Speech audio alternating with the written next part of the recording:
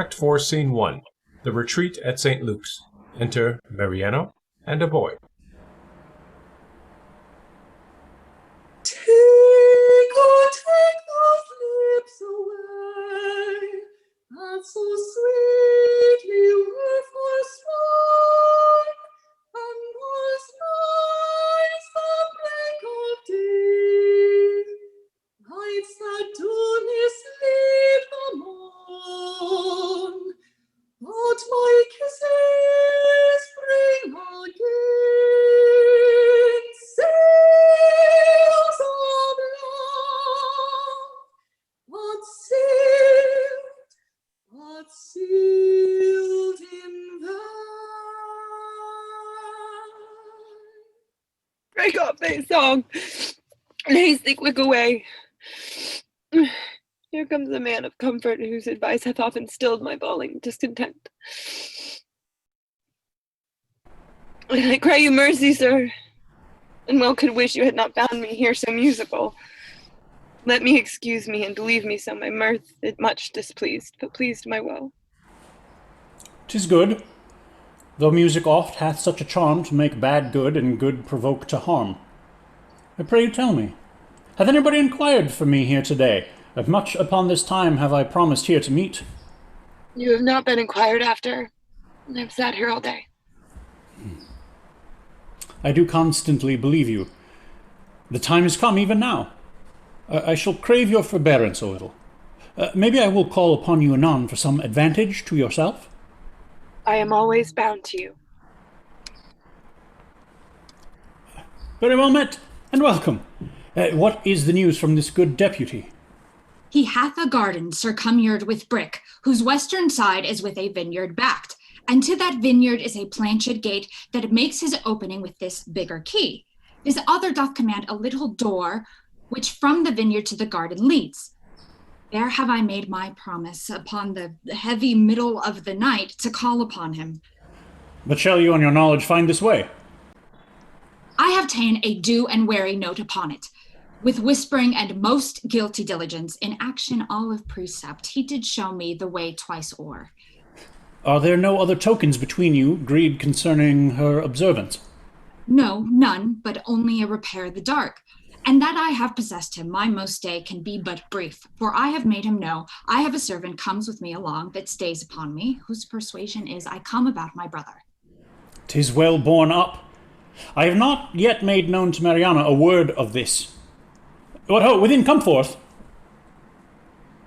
I pray you be acquainted with this maid. She comes to do you good. I do desire the like. Do you persuade yourself that I respect you? Good friar, I know you do, and have found it. Take then this your companion by the hand, who hath a story ready for your ear. I shall attend your leisure, but make haste. The vaporous night approaches. Will it please you to walk aside?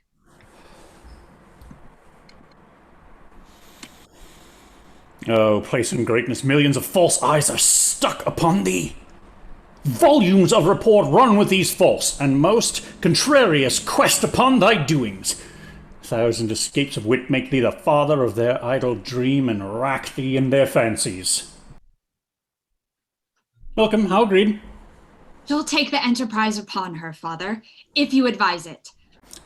It is not my consent, but my entreaty too. Little have you to say when you depart from him, but soft and low, remember now my brother. Fear me not. Nor, gentle daughter, fear you not at all. He is your husband on a pre-contract. To bring you thus together 'tis no sin, sith that the justice of your title to him doth flourish the deceit. Come, let us go. Our corns to reap, forget our tithes to sow.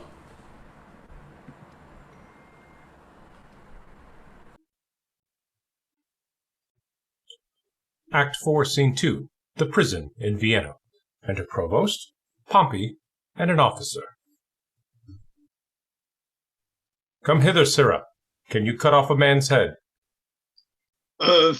If the man be a bachelor, sir, I can, but if he be a married man, he's his wife's head, and I can never cut off a woman's head. Come, sir, leave your snatches, and yield me a direct answer. Tomorrow morning are to die Claudio and Barnardine. Here is in our prison a common executioner who in his office lacks a helper. If you will take it on you to assist him, it shall redeem you from your gyves. If not, you shall have full time of imprisonment, and your deliverance with an unpitied whipping. For you have been a notorious bawd. Sir, I have been an unlawful bawd time out of mind, but yet I will be content to be a lawful hangman. I would be glad to receive some instruction from my fellow partner. What ho! A Borson! Where's the Borson there? Do you call, sir? Sirrah, here's a fellow will help you tomorrow in your execution. If you think it meet, compound with him by the year, and let him abide here with you. If not, use him for the present and dismiss him. He cannot plead his estimation with you. He'th been a bawd. A bawd, sir? Fie upon him! He will discredit our mystery. Go to, sir, you weigh equally. A feather will turn the scale. Pray, sir, by your good favor, for surely, sir, a good favor you have, but that you have a hanging look. Do you call, sir, your occupation a mystery? Aye, sir, a mystery. Painting, sir, I have heard say is a mystery, and your whores, sir, being members of my occupation, using painting do prove my occupation a mystery. But what mystery there should be in hanging? If if I should be hanged, I cannot imagine. Sir, it is a mystery. Proof? Every true man's apparel fits your thief. If it be too little for your thief, your true man thinks it big enough. If it be too big for your thief thinks it little enough. So every true man's apparel fits your thief.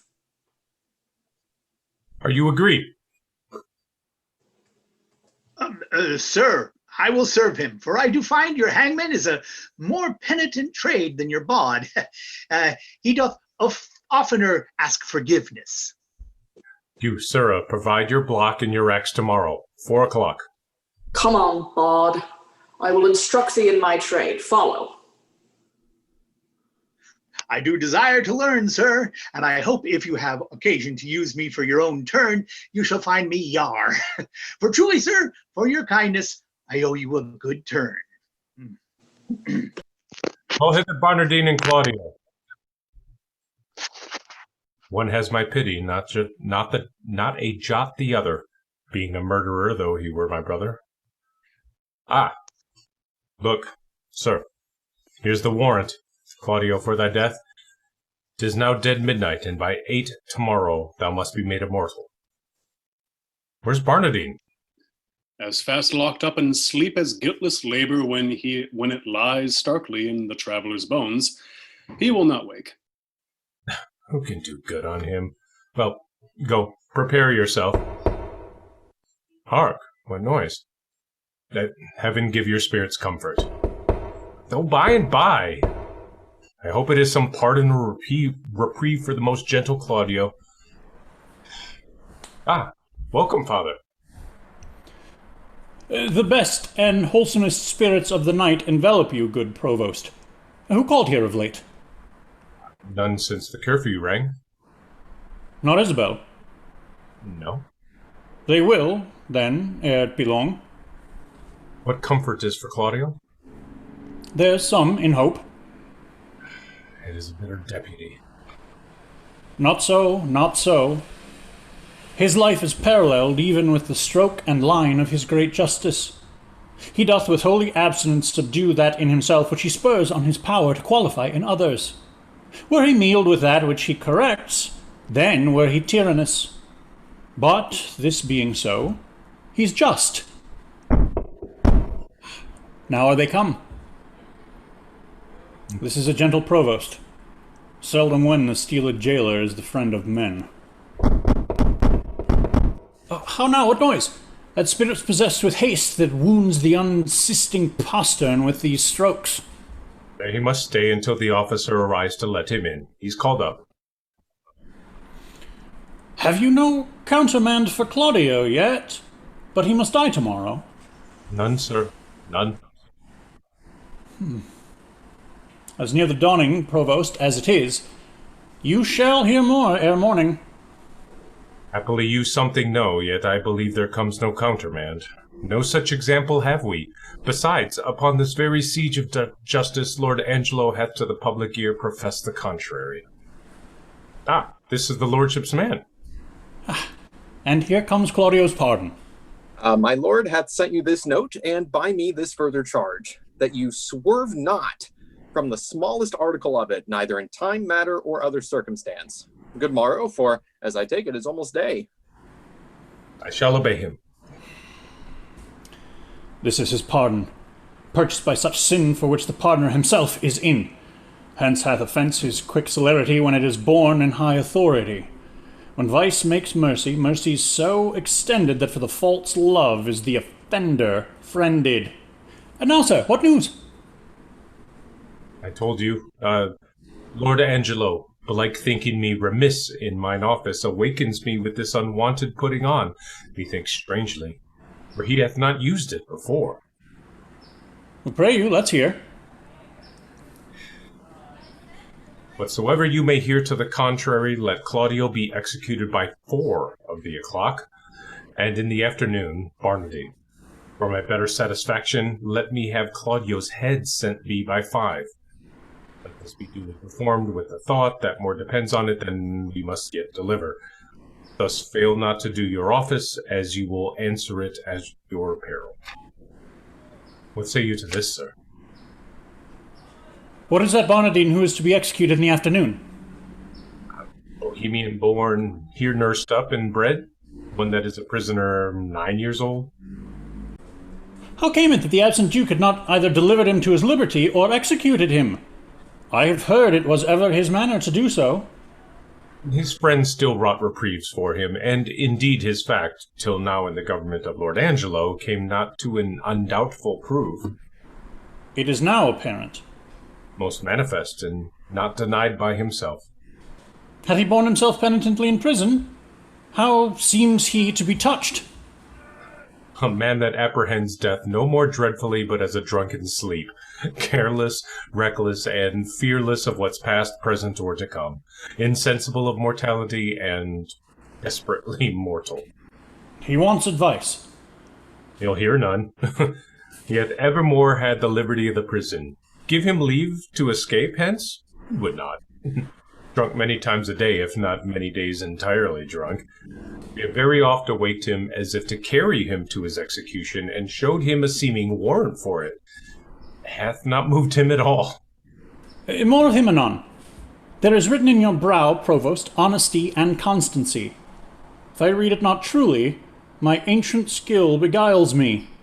But in the boldness of my cunning I will lay myself in hazard. Claudio, whom here you have warrant to execute, is no greater forfeit to the law than Angelo, who hath sentenced him. To make you understand this in a manifested effect, I crave but 4 days' respite, for the which you are to do me both a present and a dangerous courtesy. Pray, sir, in what? In the delaying death. Alack, how may I do it, having the hour limited and an express command under penalty to deliver his head in the view of Angelo? My case is Claudio's to cross this in the smallest. By the vow of mine order I warrant you, if my instructions may be your guide. Let this Barnardine be this morning executed, and his head borne to Angelo. Angelo has seen them both and will discover the favor.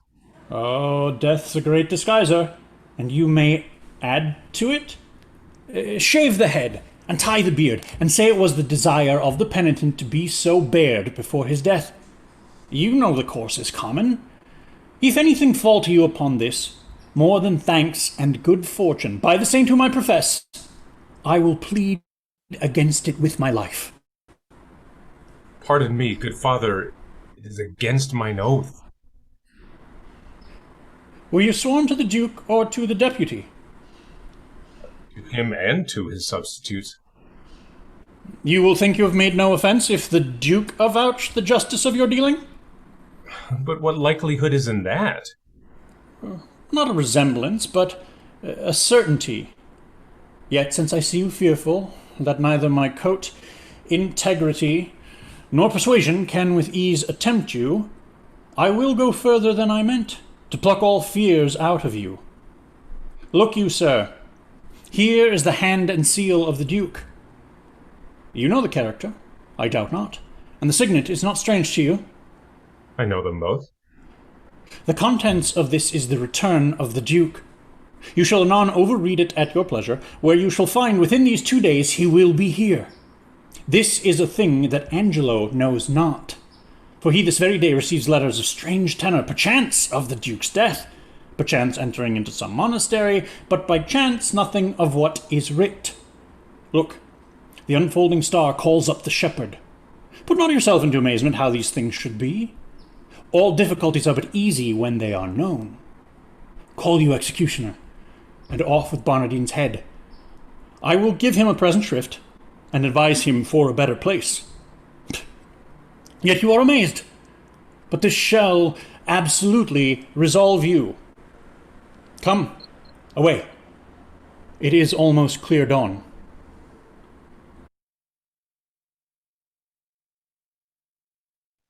Act 4, Scene 3, another part of the prison. Enter Pompey. I'm as well acquainted here as I was in our house of profession. One would think it were Mistress Overdone's own house, for here be many of her old customers. First here's young Master Rash.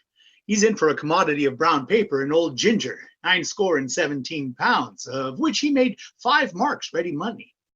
Oh, Mary, then, their ginger was not much in request, for the old women were all dead.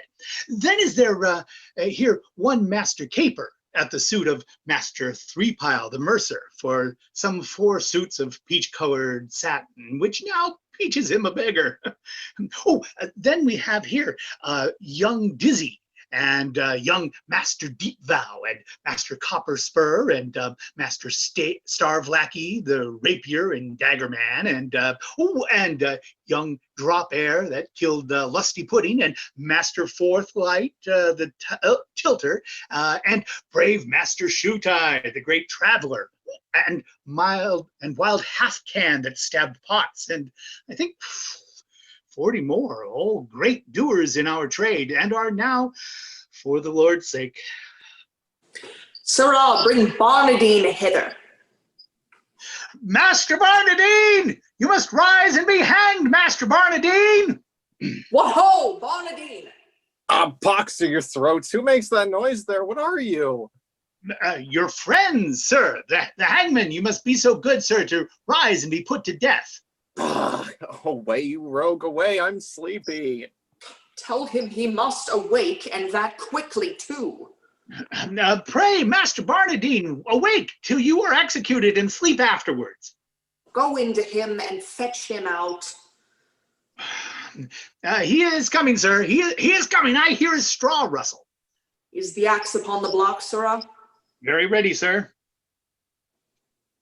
How now, Porson? What's the news with you? Truly, sir, I would desire you to clap into your prayers, for look you, the warrants come. Oh, you rogue! I have been drinking all night. I am not fitted for it. Oh, the better, sir. For he that drinks all night and is hanged betimes in the morning may sleep the sounder all the next day. Look you, sir, here comes your ghostly father. Do we jest now, think you? Sir, induced by my charity, and hearing how hastily you are to depart, I am come to advise you, comfort you, and pray with you. Friar, not I. I have been drinking hard all night, and I will have more time to prepare me, or they shall beat out my brains with billets. I will not consent to die this day, that's certain. Oh, sir, you must. And therefore, I beseech you, look forward on the journey you shall go. I swear I will not die today for any man's persuasion. But hear you. Not a word. If you have anything to say to me, come to my ward, for thence will I not today. Unfit to live or die. Oh, gravel heart! After him, fellows. Bring him to the block. Now, sir, how do you find the prisoner? A creature unprepared, unmeet for death, and to transport him in the mind, he is word damnable. Here in the prison, Father, there died this morning of a cruel fever one Ragzine, a most notorious pirate, a man of Claudio's years, his beard and head just of his color. What if we do omit this reprobate till he was well inclined, and satisfy the deputy with the visage of Ragzine, more like to Claudio? Oh, 'tis an accident that heaven provides. Dispatch it presently. The hour draws on, prefixed by Angelo. See this be done, and send him according to command, whilst I persuade this rude wretch willingly to die. This shall be done, good father, presently. But Barnardine must die this afternoon, and shall we continue Claudio to save me from the danger that might come if he were known alive? Well, let this be done. They put them in secret holds, but both Barnardine and Claudio, ere twice the sun hath made his journal greeting to yonder generation, you shall find your safety manifested. I am your free dependent. Quick! And dispatch, and send the head to Angelo.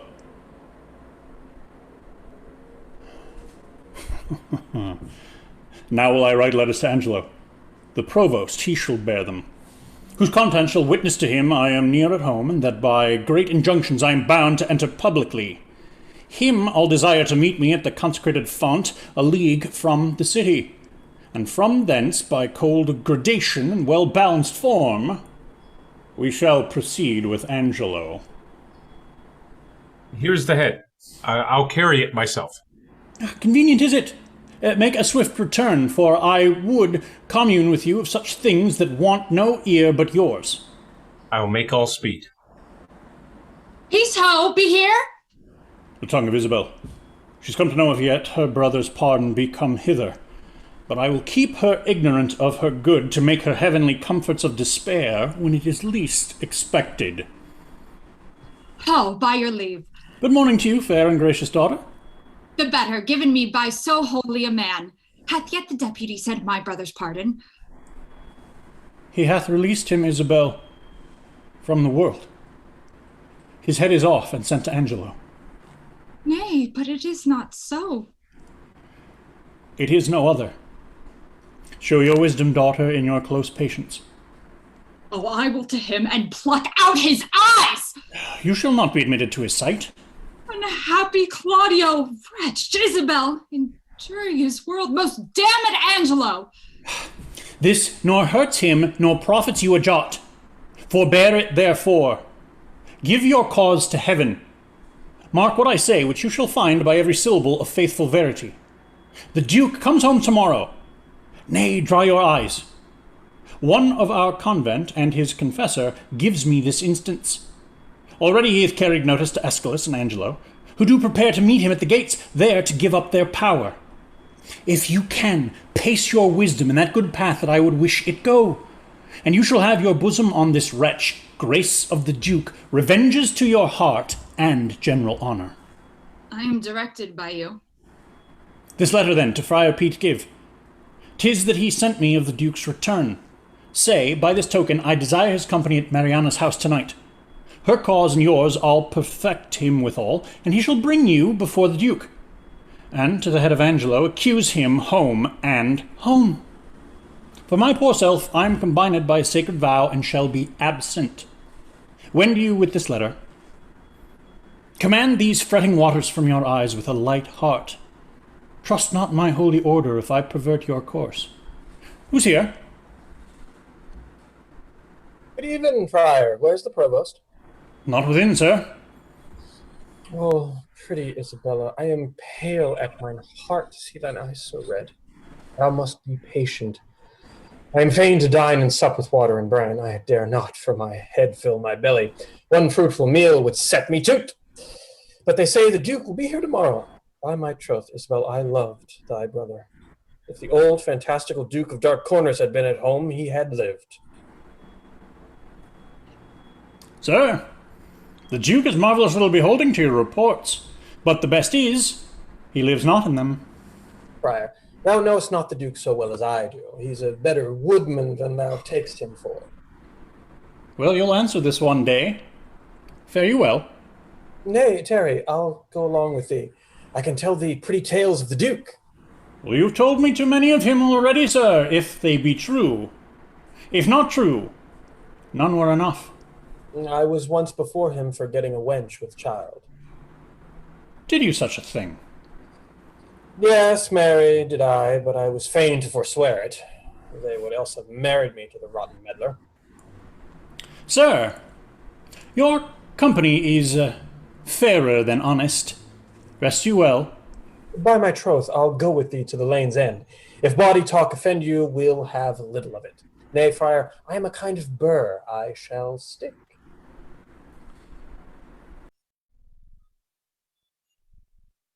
Act 4, Scene 4. Outside the Court of Justice. Enter Angelo and Aeschylus.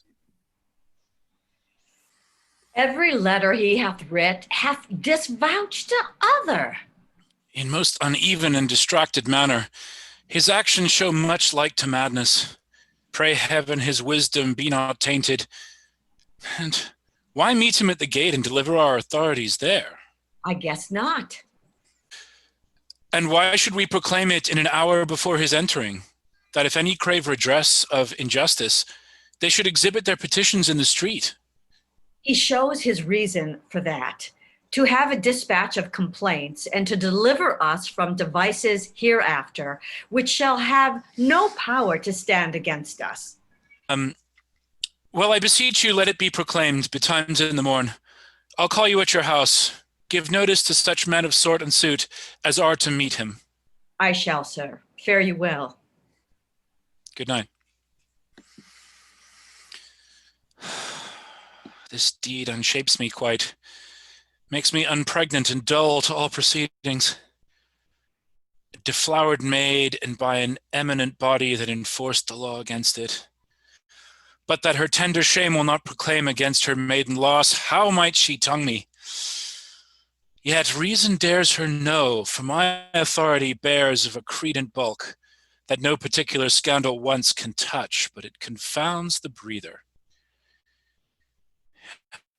He should have lived, save that his riotous youth with dangerous sense might in the times to come have ta'en revenge, by so receiving a dishonored life with ransom of such shame. Would yet that he had lived. Alack, when once our grace we have forgot, nothing goes right. We would, and we would not.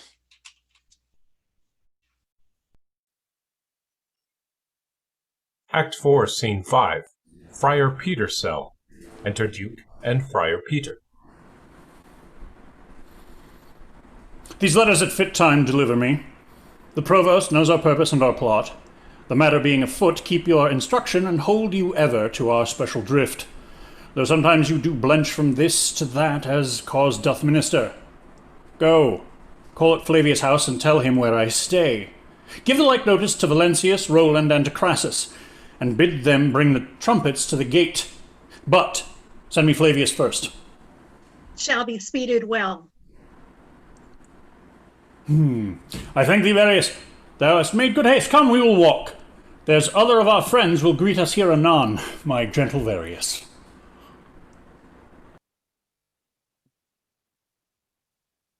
Act 4, Scene 6. A street in Vienna. Enter Isabella and Mariana.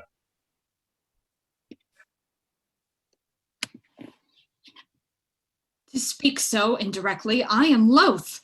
I would say the truth, but to accuse him so, that is your part. Yet I'm advised to do it, he says, to baleful purpose. Be ruled by him. Besides, he tells me that, if peradventure he speak against me on the adverse side, I should not think it strange, for 'tis a physic that's bitter to sweet end. I would, Friar Peter. Oh, peace, the friars come. Come, I have found you out a stand most fit, where you may have such vantage on the Duke, he shall not pass you. Twice have the trumpets sounded. The generous and bravest citizens have hent the gates, and very near upon the Duke is entering. Therefore hence, away.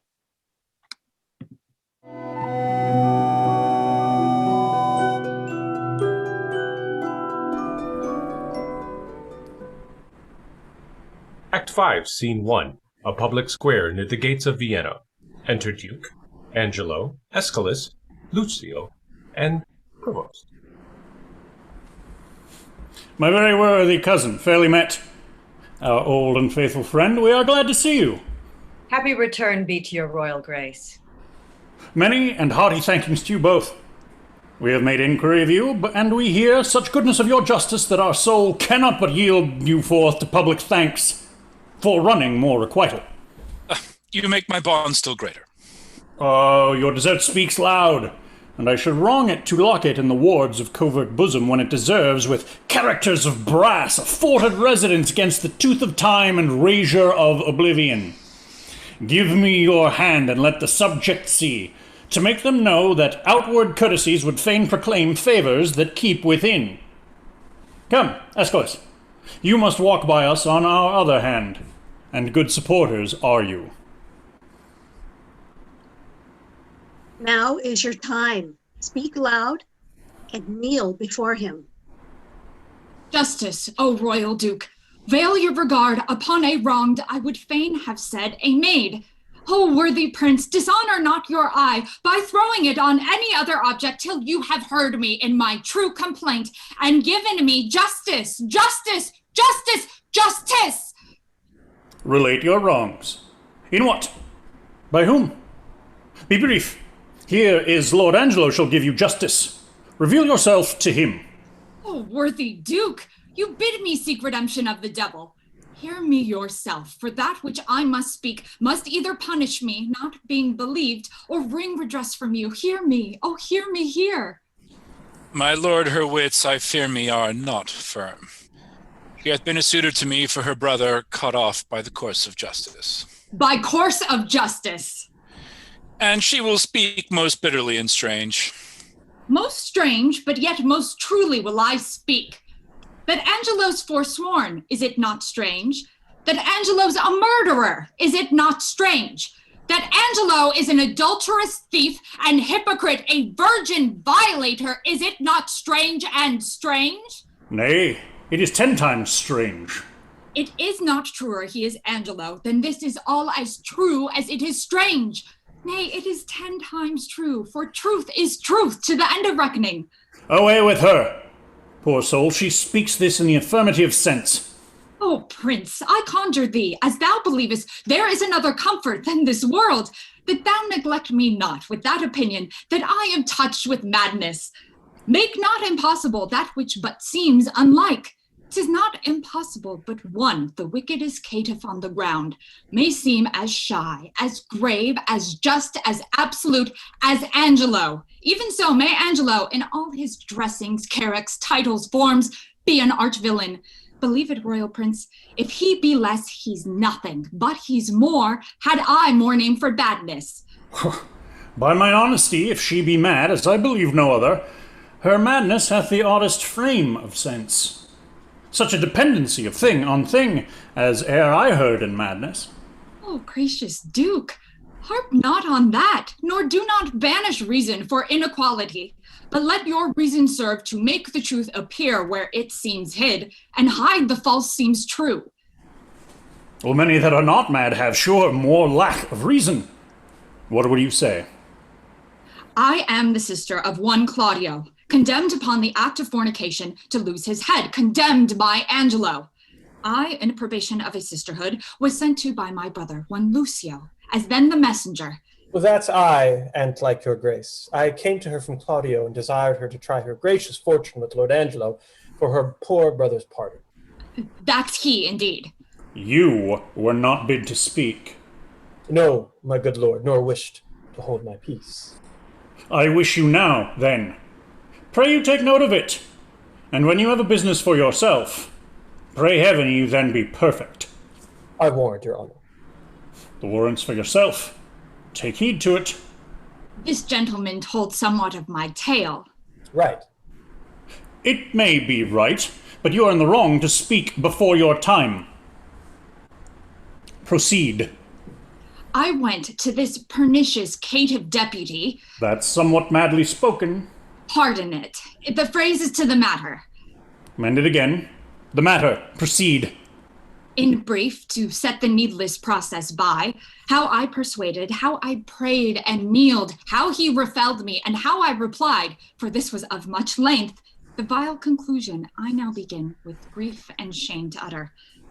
He would not, but by gift of my chaste body, to his concupiscible intemperate lust, release my brother. And after much debatement, my sisterly remorse confutes mine honor, and I did yield to him. But the next morn betimes, his purpose surfeiting, he sends a warrant for my poor brother's head. This is most likely. Oh, that it were as like as it is true. By heaven, fond wretch, thou knowst not what thou speakst. Or else thou art suborned against his honour in hateful practice. First, his integrity stands without blemish. Next, it imports no reason that with such vehemency he should pursue faults proper to himself. If he had so offended, he would have weighed thy brother by himself, and not have cut him off. Someone hath set you on. Confess the truth, and say by whose advice thou camest here to complain. And is this all? Then, oh, you blessed ministers above, keep me in patience, and with ripened time, unfold the evil which is here wrapped up in countenance. Heaven shield your grace from woe, as I, thus wronged, hence unbelieved go. I know you'd fain be gone. An officer! To prison with her. Shall we thus permit a blasting and a scandalous breath to fall on him, so near us? This needs must be a practice. Who knew of your intent and coming hither? One that I would were here, Friar Lodowick. A ghostly father, belike. Who knows that Lodowick? My lord, I know him. 'Tis a meddling friar. I do not like the man. Had he been lay, my lord, for certain words he spake against your grace in your retirement, I had swinged him soundly. Words? Against me? Oh, that's a good friar, belike. And to set on this wretched woman here against our substitute! Let this friar be found. But yesternight, my lord, she and that friar, I saw them at the prison. A saucy friar, very scurvy fellow. Blessed be your royal grace. I have stood by, my lord, and I have heard your royal ear abused.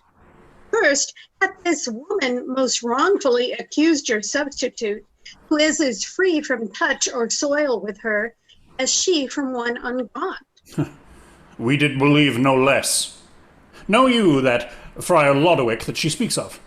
I know him for a man divine and holy, not scurvy, nor a temporary meddler, as he's reported by this gentleman. And on my trust, a man that never yet did, as he vouches, misreport your grace. My lord, most villainously believe it. Well, he in time may come to clear himself, but at this instant he is sick, my lord, of a strange fever. Upon his mere request, being come to knowledge that there was complaint intended against Lord Angelo, came I hither to speak as from his mouth. What he doth know is true and false, and what he with his oath and all probation will make up full clear whensoe'er he's convented.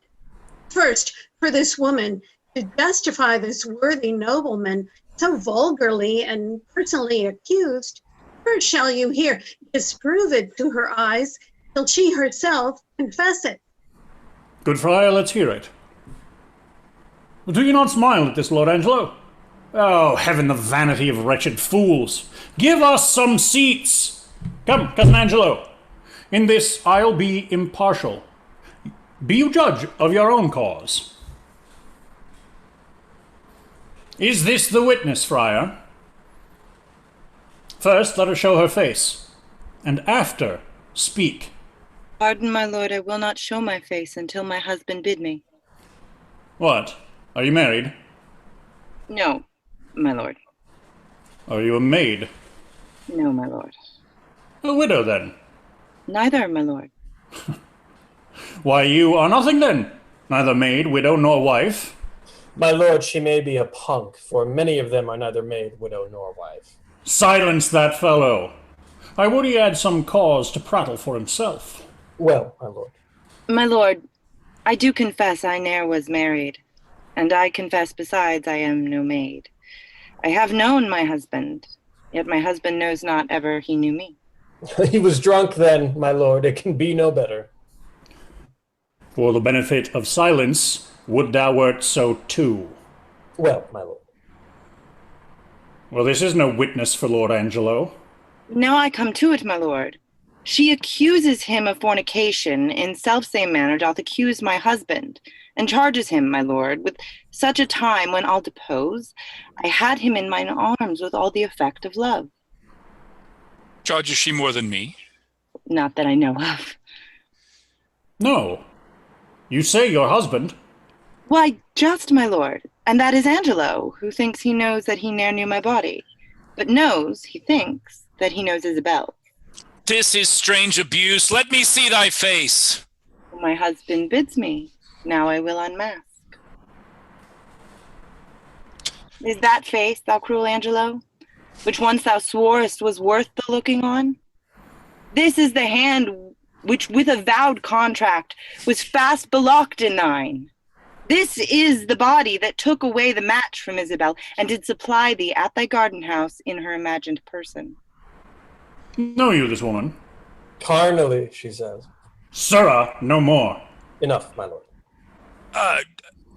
My lord, I must confess I know this woman, and 5 years since there was some speak of marriage betwixt myself and her, which was broke off, partly for that her promised proportions came short of composition, but in chief for that her reputation was disvalued in levity, and since which time of 5 years I never spake with her, saw her, nor heard from her, upon my faith and honor. Noble prince, as there comes light from heaven and words from breath, as there is sense in truth and truth in virtue, I am affianced to this man's wife as strongly as words could make up vows. And, my good lord, by Tuesday night last gone, in's garden house, he knew me as a wife. And this is true. Let me in safety raise me from my knees, or else forever be confixed here a marble monument. I did but smile till now. Now, good my lord, give me the scope of justice. My patience here is touched. I do perceive these poor informal women are no more but instruments of some mightier member that sets them on. Let me have my way, my lord, to find this practice out. Aye, with my heart. And punish them to your height of pleasure. Thou, foolish friar, and thou, pernicious woman, compact with her that's gone, think'st thou thy oaths, though they would swear down each particular saint, were testimonies against his worth and credit that sealed an approbation? You, Lord Aeschylus, sit with my cousin. Lend him your kind pains to find out this abuse, whence 'tis derived. There is another friar that set them on. Let him be sent for. But he were here, my lord, for he indeed hath set the women onto this complaint. The provost knows the place where he abides, and he may fetch him. Well, go, do it instantly. And you, my noble and well-warranted cousin, whom it concerns to hear this matter forth, do with your injuries as seems you best in any chastisement. I for a while will leave you, but stir not till you have well determined upon these slanderers. My lord will do it thoroughly. Signor Lucio, did not you say you knew the friar Lodowick to be a dishonest person? Cucullus non facit monicum, honest in nothing but in his clothes, and one that hath spoke most villainous speeches of the Duke. We shall entreat you to abide here till he come and enforce them against him. We shall find this friar a notable fellow. As any in Vienna, on my word. Call that same Isabel here once again. I would speak with her. Pray you, my lord, give me leave to question. You shall see how I handle her. No better than he, by her own report. Say you. Marry, sir, I think if you handled her privately, she would sooner confess. Perchance publicly, she'll be ashamed. I will go darkly to work with her. That's the way, for women are light at midnight. Come on, mistress. Here's a gentlewoman denies all that you have said. My lord, here comes the rascal I spoke of, here with the provost. In very good time. Speak not you to him till we call upon you. Mum. Come, sir. Did you set these women on to slander Lord Angelo? They have confessed you did. 'Tis false.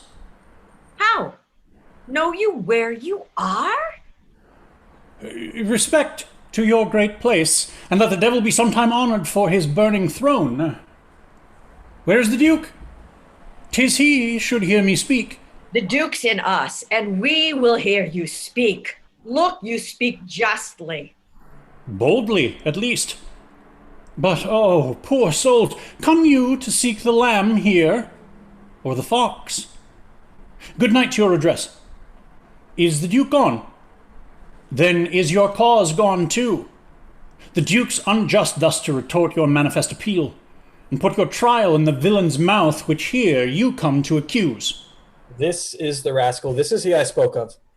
Why, the unreverend and unhallowed friar, is it not enough thou hast suborned these women to accuse this worthy man, but in foul mouth and in the witness of his proper ear to call him villain? And then to glance from him to the Duke himself, to tax him with injustice? Take him hence, to the rack with him. We'll touse him joint by joint, but we will know his purpose. What? Unjust. Be not so hot. The Duke dare no more stretch this finger of mine than he dare rack his own. His subject am I not, nor here provincial. My business in this state made me a looker-on here in Vienna, where I have seen corruption boil and bubble till it o'errun the stew. Laws for all faults, but faults so countenanced that the strong statutes stand like the forfeits in a barber shop, as much in mock as mark. Slander to the state, away with him to prison. What can you vouch against him, Signor Lucio? Is this the man that you did tell us of? 'Tis he, my lord. Come hither, Goodman Bald Pate. Do you know me? I remember you, sir, by the sound of your voice. I met you at the prison in the absence of the Duke. Oh, did you so? And do you remember what you said of the Duke? Most notedly, sir. Do you so, sir? And was the Duke a fleshmonger, a fool, and a coward, as you then reported him to be? Well, you must, sir, change persons with me ere you make that my report. You indeed spoke so of him, and much more, much worse. Oh, thou damnable fellow! Did not I pluck thee by the nose for thy speeches? I protest I love the Duke as I love myself. Hark how the villain would close now after his treasonable abuses. Such a fellow is not to be talked with all. Away with him to prison. Where is the provost? Away with him to prison. Lay bolts enough upon him. Let him speak no more. Away with those giglets too, and with all the Confederate companion. Stay, sir, stay a while. What, resist, see? Help him, Lucio. Come, sir, come, sir, come, sir. Sir! Why, you bald-pated, lying rascal, you must be hooded, must you? Show your knave's visage with a pox to you. Show your sheep-biting face and be hanged an hour. Wilt not off? Thou art the first knave that ever makes a duke. First, provost, let me bail these gentle three. Oh, sneak not away, sir, for the friar and you must have a word anon. Lay hold on him. Oh, this may prove worse than hanging. What you have spoke, I pardon. Sit you down. We'll borrow place of him. Sir, by your leave. Hast thou or word, or wit, or impudence that yet can do the office? If thou hast, rely upon it till my tale be heard, and hold no longer out. Oh, my dread lord, I should be guiltier than my guiltiness to think I can be undiscernible when I perceive your grace, like power divine, hath looked upon my passes. Then, good prince, no longer session hold upon my shame, but let my trial be my own confession. Immediate sentence then and sequent death is all the grace I beg. Come hither, Mariana. Say, Wast thou contracted to this woman? I was, my lord. Go. Take her hence, and marry her instantly. Do you the office, friar, which consummate, return him here again. Go with him, provost. My lord, I am more amazed at his dishonor than at the strangeness of it. Come hither, Isabel. Your friar is now your prince. As I was then advertising and wholly to your business, not changing heart with habit, I am still attorney at your service. Oh, give me pardon, that I, your vassal, have employed and pained your unknown sovereignty. You are pardoned, Isabel. And now, dear maid, be you as free to us. Your brother's death, I know, sits at your heart, and you may marvel why I obscured myself, laboring to save his life, and would not rather make rash remonstrance of my hidden power than let him be so lost. O most kind maid, it was the swift celerity of his death, which I did think was slower foot came on, that brained my purpose. But peace be with him. That life is better life, past fearing death, than that which lives to fear. Make it your comfort, so happy is your brother. I do, my lord. For this new married man approaching here, whose salt imagination yet hath wronged your well-defended honour, you must pardon for Mariana's sake. But, as he adjudged your brother, being criminal in double violation of sacred chastity and of promise breach thereon dependent for your brother's life, the very mercy of the law cries out, most audible, even from his proper tongue, an Angelo for Claudio, death for death. Haste still pays haste, and leisure answers leisure. Like doth quit like, and measure still for measure. Then, Angelo, thy faults thus manifested, which, though thou wouldst deny, denies thee vantage. We do condemn thee to the very block where Claudio stooped to death, and with like haste, away with him. Oh, my most gracious lord, I hope you will not mock me with a husband. It is your husband mocked you with a husband. Consenting to the safeguard of your honour, I thought your marriage fit. Else imputation, for that he knew you, might reproach your life and choke your good to come. For his possessions, although by confiscation they are ours, we do instate, and widow you withal, to buy you a better husband. My dear lord, I crave no other nor no better man. Never crave him. We are definitive. Gentle, my liege. You do but lose your labour. Away with him to death. Now, sir, to you. No, my good lord. Sweet Isabel, take my part, lend me your knees, and all my life to come, I'll lend you all my life to do you service. Against all sense you do importune her. Should she kneel down in mercy of this fact, her brother's ghost his paved bed would break, and take her hence in horror. Isabel, sweet Isabel, do yet but kneel by me. Hold up your hand, say nothing, I'll speak all. They say the best men are molded out of faults, and for the most become much more the better for being a little bad. So may my husband. Oh, Isabel, will you not lend a knee? He dies for Claudio's death. Most bounteous sir, look if it please you on this man condemned as if my brother lived. I partly think a due sincerity governed his deeds till he did look on me. Since it is so, let him not die. My brother had but justice in that he did the thing for which he died. For Angelo, his act did not o'ertake his bad intent, and must be buried but as an intent that perish by the way. Thoughts are no subjects, intents but merely thoughts. Really, my lord. Your suit's unprofitable. Stand up, I say. I have bethought me of another fault. Provost, how came it Claudio was beheaded at an unusual hour? It was commanded so. Had you a special warrant for the deed? No, my good lord, it was by private message. for which I do discharge you of your office. Give up your keys. Pardon me, noble lord. I thought it was a fault, but knew it not.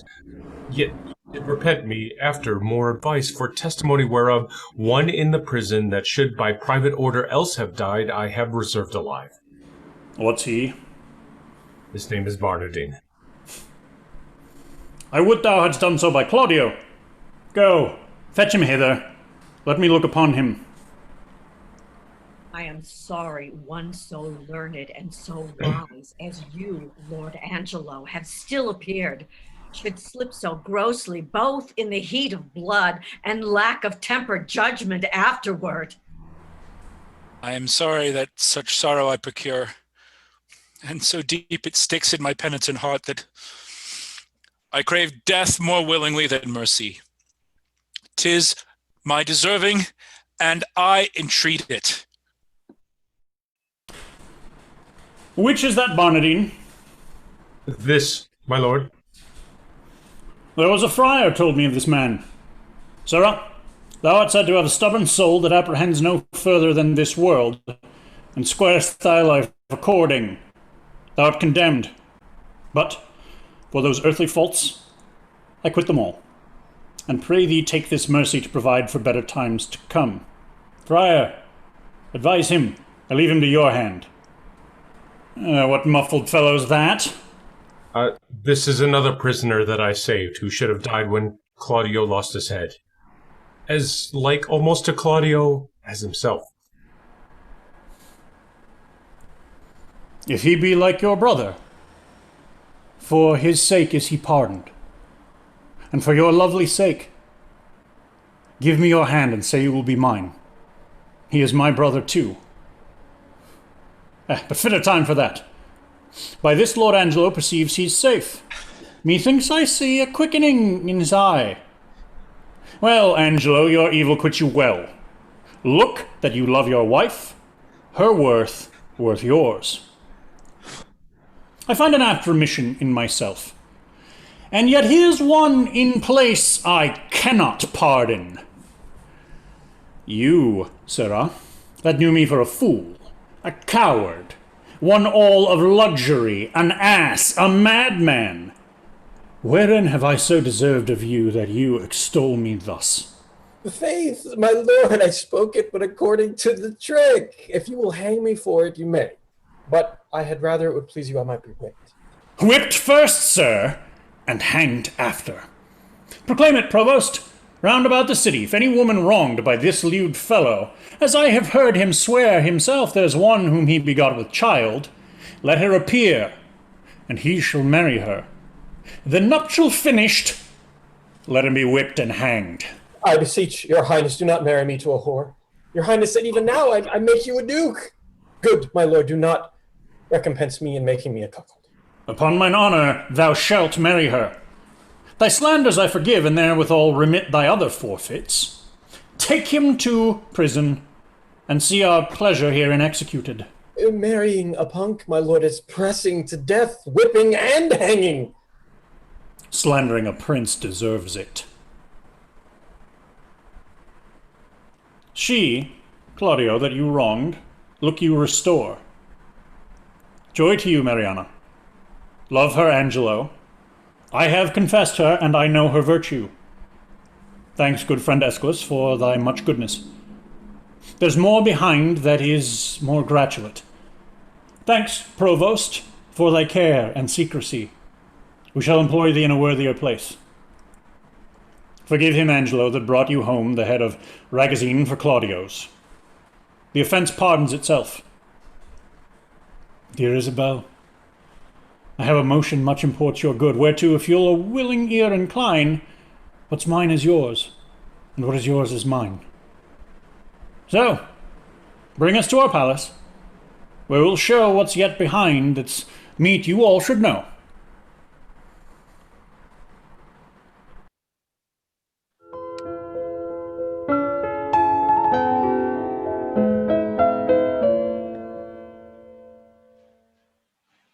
Thank you so much for tuning in. We hope that you enjoyed our reading of Measure for Measure. Let's bring back our players. Jason Rennie, Christopher Carbo, Taylor Marr, Sasha Venn, Megan Wells, Ron Dorn, Chris Klein, Richard Conley, John Eddings, Ben Birmingham, Emily Vassilos, Elizabeth Juvenile, Emily Redmond Hall, and Kimberly Keogh. I'm Mary Carrick.